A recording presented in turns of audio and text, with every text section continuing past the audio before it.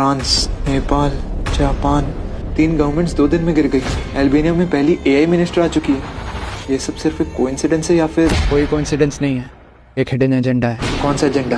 France में almost 2.25 lakh लोग सड़कों पे थे 44 बिलियन यूरो कर्ज की वजह से। Pension, health care, public holidays सब कम करने वाले थे क्योंकि कर्जा 114% ऑफ जीडीपी हो गया है। कुछ लोग सीक्रेटली प्रेशर डाल रहे थे कि ये चेंजेस अभी करो वरना और सैंक्शंस। इसलिए पीएम बेरू को सिर्फ 2 दिन में अपना रेजिग्नेशन देना पड़ा।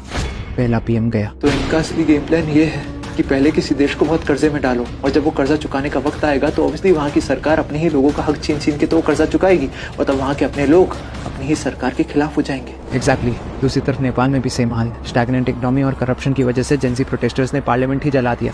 पीएम ओली को रिजाइन करना पड़ा। दूसरा पीएम गया। और जापान, वो तो सबसे स्टेबल था ना। जापान का हाल तो और भी खराब। उनका कर्जा 250 से 250% जीडीपी पे पहुंच गया। पॉलिटिकल प्रेशर की वजह से वहाँ के पीएम शिबा ने भी रिजाइन दिया। तीसरा पीएम गया। लेकिन ये इतना कर्जा जापान जैसा सेंसिबल देश क्यों लेगा? शायद लिया नहीं, दिलवाया गया।